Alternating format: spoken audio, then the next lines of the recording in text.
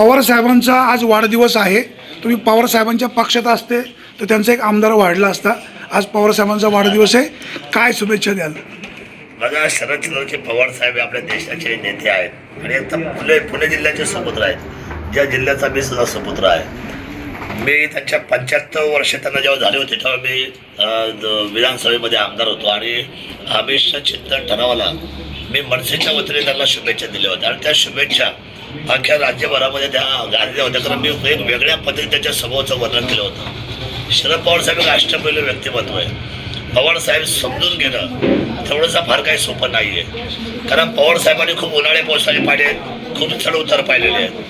पवार साहेब एक दिग्गज नेते आहेत. महाराष्ट्रापासून तर जगभराचा आणि जगभरापासून तर भारताच्या केंद्राचा जो त्यांचा प्रवास आहे तो अवर्णनीय प्रवास आहे. मी आता आमदार आहे.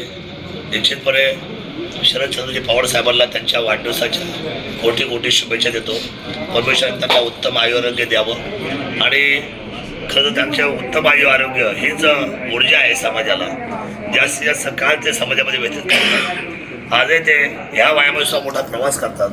मी त्यांना शुभेच्छा देत असताना तालुक्याचा आमदार म्हणून मी त्यांच्या आजच्या वाढदिवसाच्या निमित्त एक संकल्प सोडतो. उद्या सकाळी मी फॉरेस्टच्या अधिकाऱ्यांना बोलवलेलं आहे आणि त्यांच्या वाढदिवसाच्या निमित्ताने आज त्यांचा 85व्या वर्षामध्ये पदार्पण करतात. 85 इयर 85,000 झाडं आम्ही लावणार त्यांच्या वाढदिवसाच्या निमित्त. 85,000 झाडं या वर्षी आणि उद्याच्या 3 वर्षामध्ये 85,000 झाडं आम्ही त्यांच्या वाढदिवसाच्या निमित्ताने या असलेल्या फॉरेस्टच्या माध्यमातून आम्ही लावू. 2025 पासून पुढे 2025 पासून 25, 26 आणि 27 अखेरपर्यंत डिसेंबरच्या 85,000 झाडं आम्ही लावून ते जगवण्यासाठी आम्ही आटोकाट प्रयत्न करू.